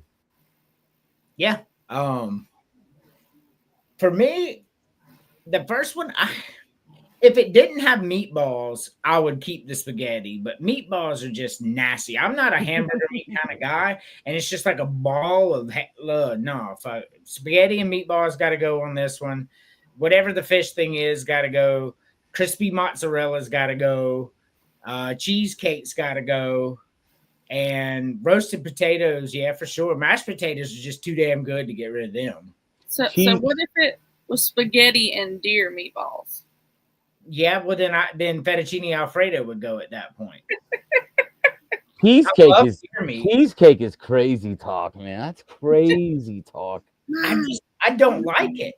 Butter cake. What the hell is butter cake? I have a comment for James's comment that he put. Mommy, I want to be closer. The one that says beer tastes as bad as broccoli. Mom. The more beer you drink, though, the better the beer tastes. True. That is true. So JT, you'll be happy to know. I told you I don't drink. I don't ever drink. But last week or week before last, my wife and I went on vacation.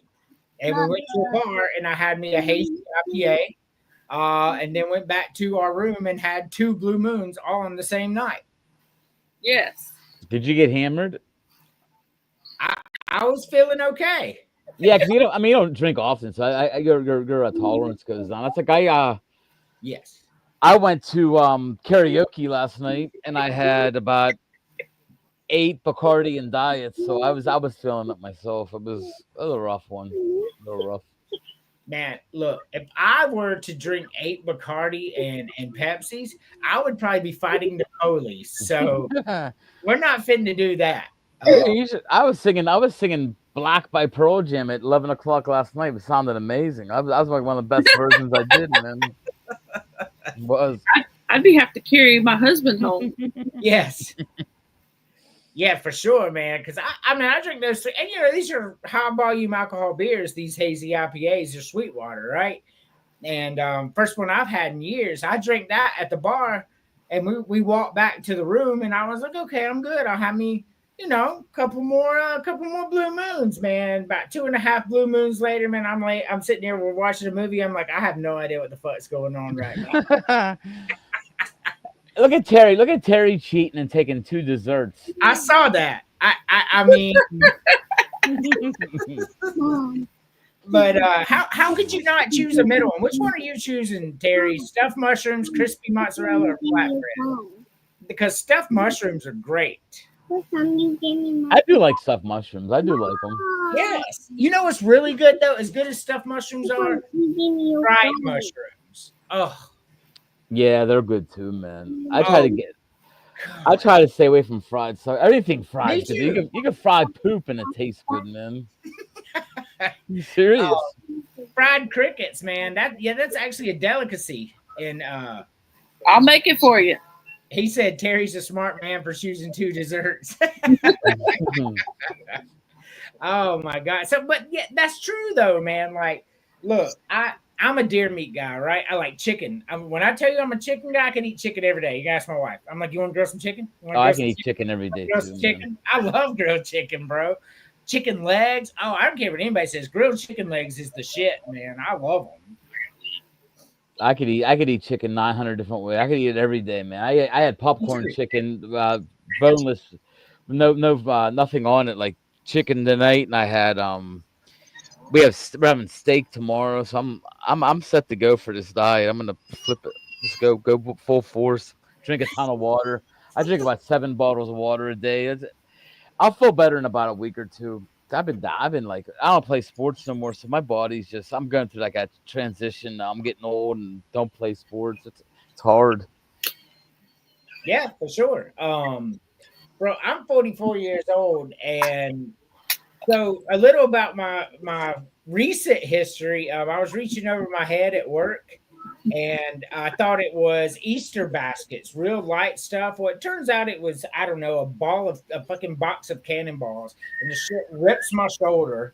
Oh, It's hurt ever since. And then last year, no, the year before last, bro, I'm getting out of my hot tub, man, and my foot catches.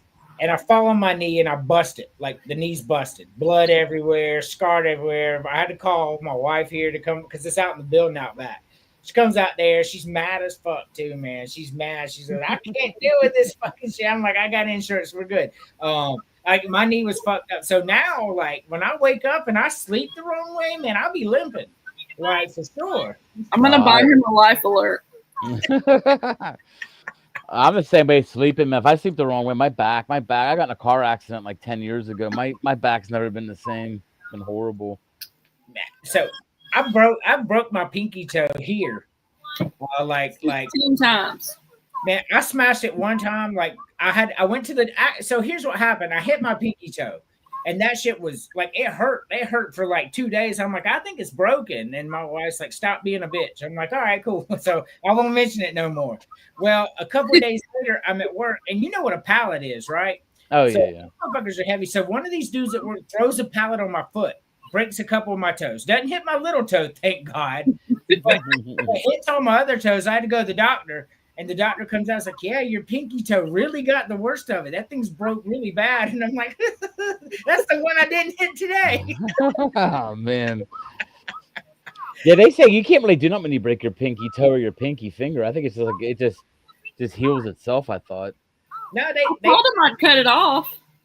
Yeah, bro, you know what they did? Because this is what doctors like to do. So I go there. I didn't know that you couldn't do nothing about it. So I go to the doctor. And the doctor's like, man, your fucking toe, man, nothing I can do about it. Here's you some oxycodone. Oh, that's bad. Okay, thanks, buddy. Like that'll help the stress at work. I just get real high and go to work. Everybody will like that. Knock it off. That's all doctors wanted to do back in the day, though. I bet you I've broken my little toe probably, I'm not exaggerating, probably 15 to 20 times, whether stubbing it or I played deck hockey, taking a slap shot off the foot. That's like the worst. You know, it just hurts. You can run still with a book. I mean, your pinky toe really doesn't do nothing. It's just painful. Yeah, it is. It's painful. So we got our very last segment of the night. I want you to pick your favorite 3. Ooh. That's a tough one.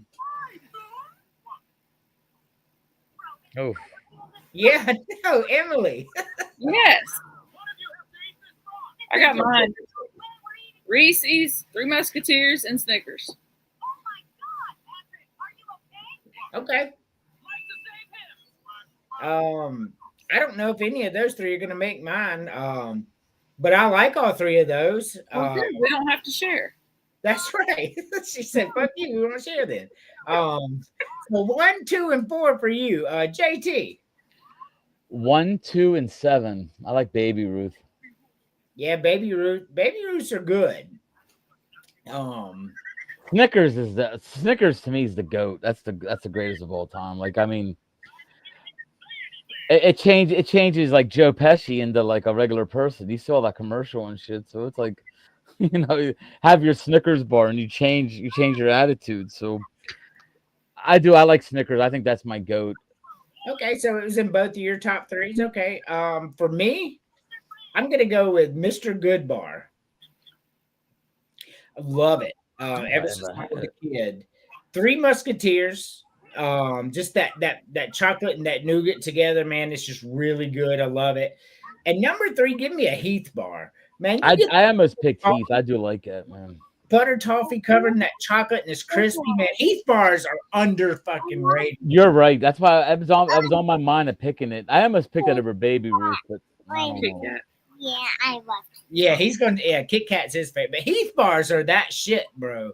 They are good. Now I haven't had one, so no, I can't have one now until my diet's over. My neighbor's letting off fireworks right now, so I'm gonna eat some cereal when I get home. This one. So Emily, Yes. get rid of 3. Hold on, AC. AC, Get rid of 3. get rid of 3. Well, that's pretty easy. Okay. I would get rid of the Almond Joy, Mama, the Mounds, I want one. and Mama. probably the Heath bar. Mommy, I want one. Hold on, AC. I'm gonna put you on mute. Mama. AC. That's crazy talk. Almond Joy, Mounds, and Heath bars are all good. I mean, like, I'm not gonna go so much crazy talk with the Mounds and Almond Joy because I really have to be in the mood for them. But I do enjoy them when I'm in the mood. But I couldn't eat them all the time. But that Heath, man, that's crazy talk. Heath bar's amazing. I'll take 1 to 10, 2 of each. Which 3 are you getting rid of? definitely Almond Joy and Mounds. I never go out of my way to get either of them. I don't either, but I enjoy them when I'm in the mood.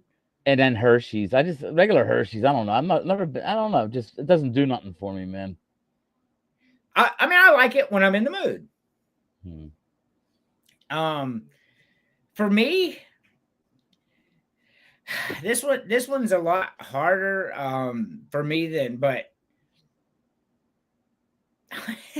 I'm gonna get rid of the. I'm gonna also get rid of the Almond Joy and the Mounds.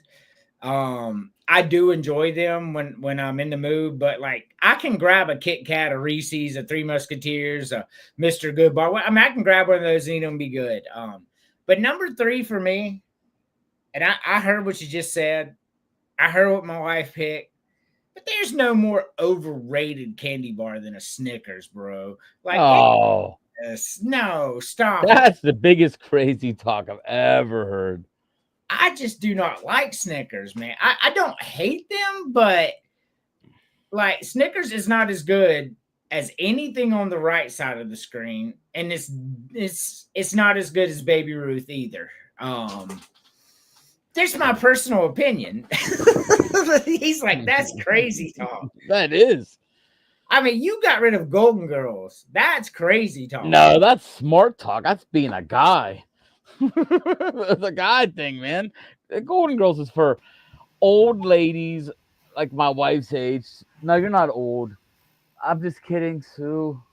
But that's for like it's ladies' humor, man. That ain't guy humor.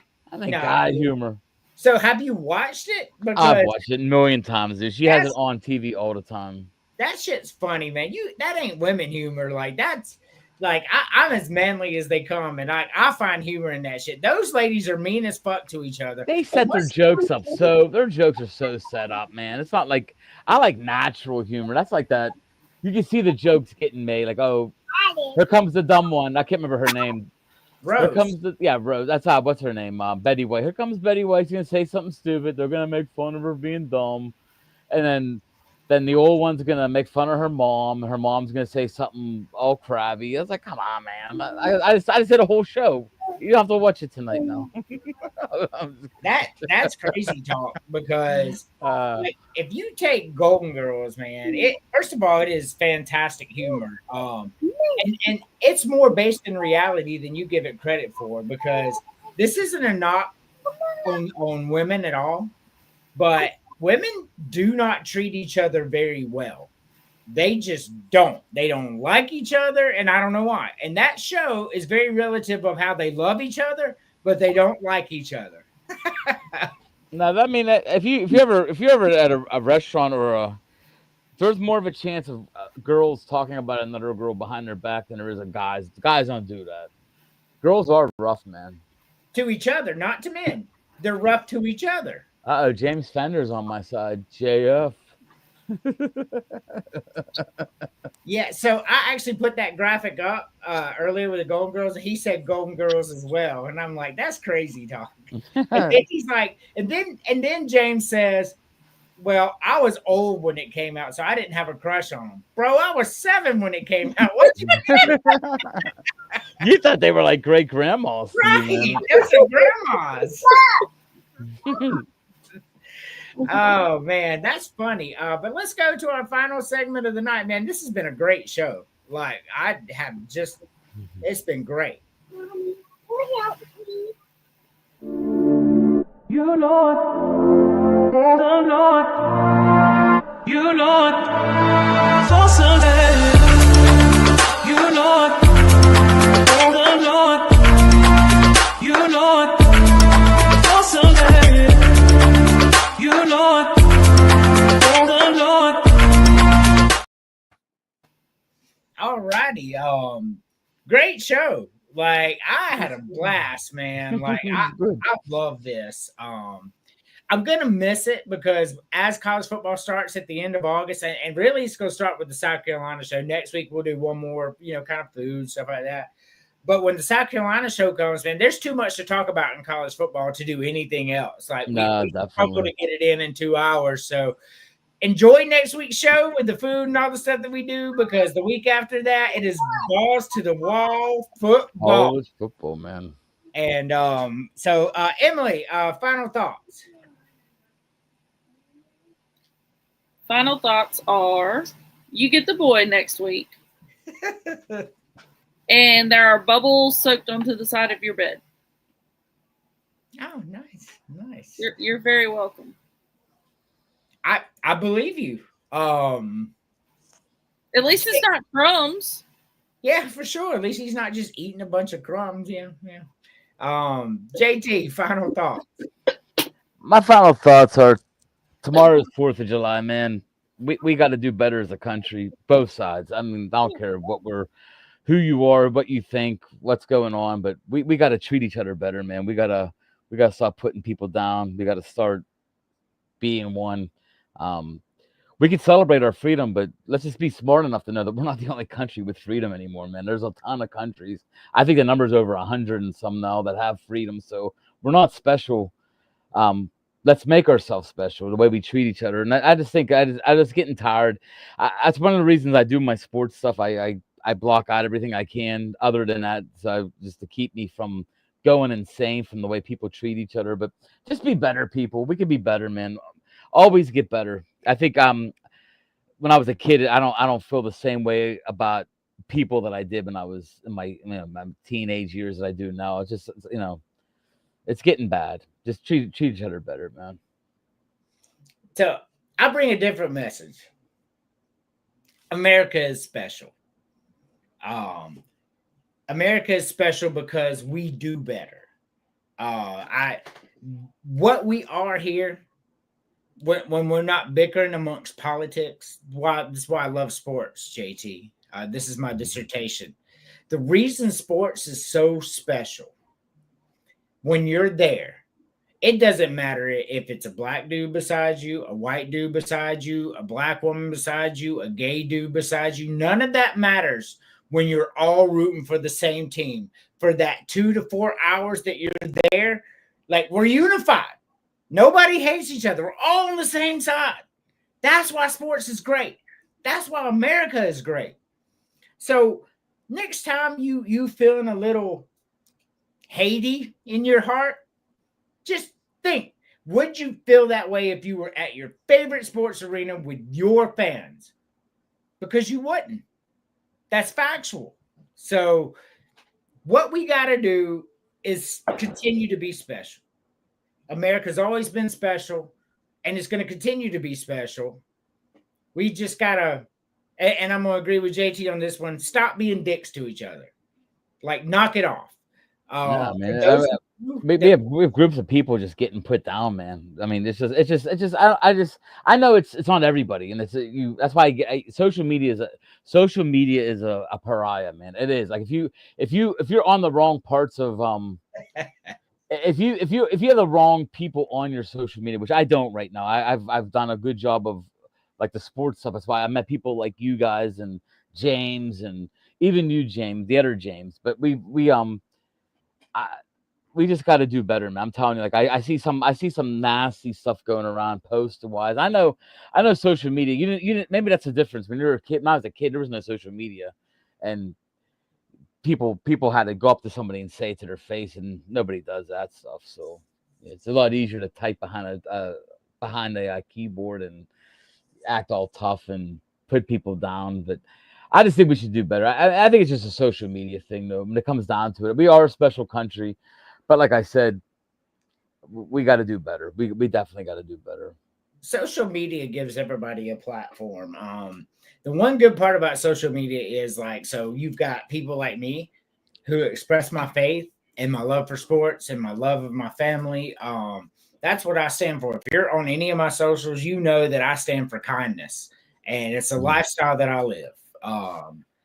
But when you think about the whole thing, any idiot has a platform right now. So when you see somebody on the side that you're not, this goes for both sides, because I'll be honest with you, I don't like any of y'all.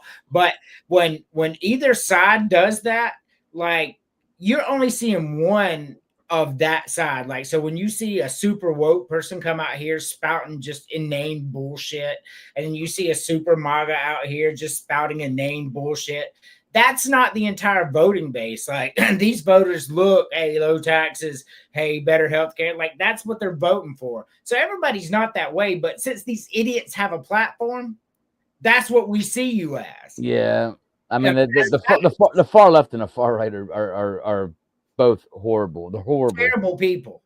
Yep, and that's what there's no middle. We got to find that middle again, man. We got to find the middle. We haven't had the middle since 9/11. I'll take that to the bank. 9/11 was the last time we all met in the middle for a little bit. Yes, we all sir. met in the middle. That's Dale Murphy. Good eye there, James. Murph. So, but I agree. Like I said, we don't do politics on the show, but the extreme left and the extreme right, y'all some nutcakes, bro.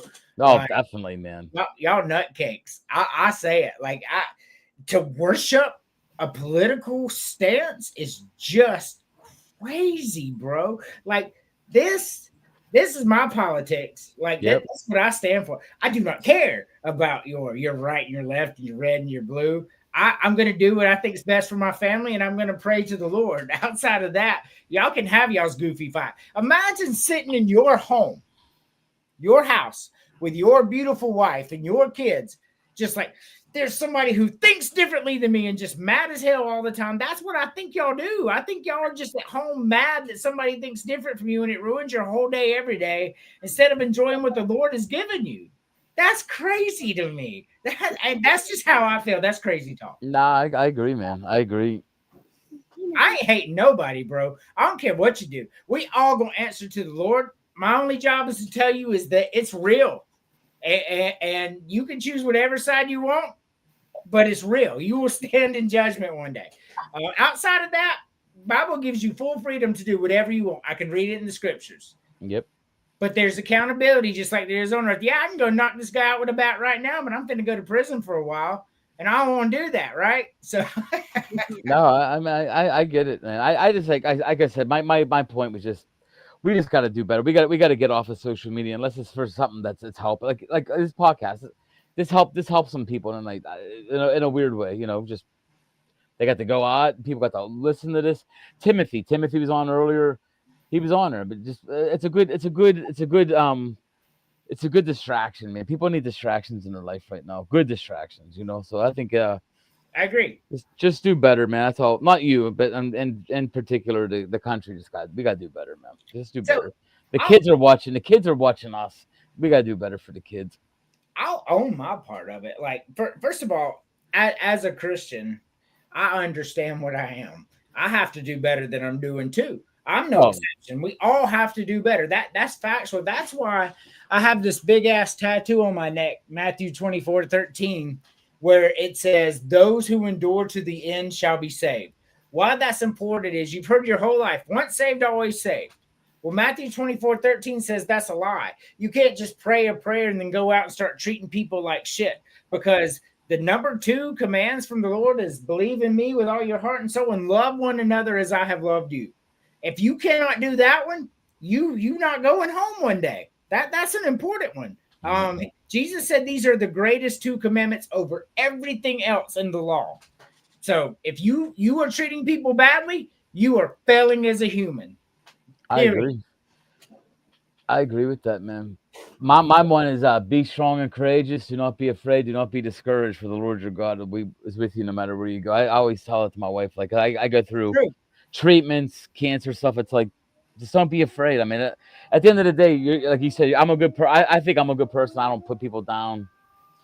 I'll tell a goofy joke here and there, but I think the Lord has that humor. So hopefully, because I've told a lot of bad jokes too, but. The Lord has humor, bro. Like, look, and when people say God doesn't laugh and he's so serious, and God is serious about his word. He said that. But at the end of the day, he said he made us in his image. So if we're down here laughing, he gave us the ability to laugh and all that. Of course, God has a sense of humor. Why wouldn't he? Laughing is one of the most good feeling things you can do. Yeah, and it's not bad for you and all that. So yeah, God definitely has a sense of humor. He doesn't think bad jokes are funny for sure, but I mean, as far as like doing funny stuff that's not like mean and hurtful to other people, I think he's totally fine with that. I think he likes my dad jokes, so I think he likes them. Yeah, for sure. I think God likes dad jokes too, because they're puns and they're funny and they bring people together for that short amount of time. Yeah, I think they're funny. I love dad jokes. Why does Snoop Dogg have an umbrella all the time? Why's that? For drizzle. That's right. For drizzle. So all right, guys. I love them. No, I do. I mean, I've found them in the last 10 years. I wish I had found them earlier. Like I said, a lot of stuff that went on early in my life with my mom dying and my dad just giving up. But no, I feel good. I feel good where I'm at. I say every morning, same prayers I say. Then I read a couple scriptures every day, and that's where I'm getting confused though. And I don't want to get into it. Like, we're not talking politics. That's where I get into it. Like, people sometimes are hiding behind saying that they are religious, and then they go out and talk the way they talk. That's the part that rubs me the wrong way. But no, you're right. I mean, scriptures talks about that. Beware of those who come to me with the scriptures. I mean, even the devil quoted scriptures to Jesus while he was tempting him for 40 days and 40 nights. I mean, those are real. So you just got to be careful. Not everybody who comes to you with wisdom has good intentions for you. And I think that's what you're trying to say, and I agree with that. Yeah, I agree. And I just think I don't know. It's a confusing state of mind. I'm glad my kids aren't young. Like, I want to say I'm glad my kids are older now. But I just worry about like some of the young kids nowadays. It's just all you're looking. Social media is just bad to grow up. I'm glad we didn't grow up with social media. I honestly, I am. I couldn't imagine like how bad it would have been. Like, because I'm sure these kids in high schools and they're just getting, some of them are getting bullied or getting abused. It's got to be hard, man. I can't imagine it. Dude, I'm so glad that cell phones weren't around when I was. Oh, same with me, man. I'd be in prison. Well, probably not in prison, but we did some dumb shit, for sure. We kept busy. Go to a doctor's office. It wasn't all this. I find that Sports Illustrated, and I read that thing from beginning to end, man, until they called my name. That's the only way I keep myself from going crazy. But me too. But guys, thank you guys so much. I'm gonna head to bed. But thank you guys for a great night. That was fun. It was. That was it anyway. We did final thoughts. Thank you guys. As always, Matthew Nice. 24-13. Yep. Have a good one, guys. Love you guys.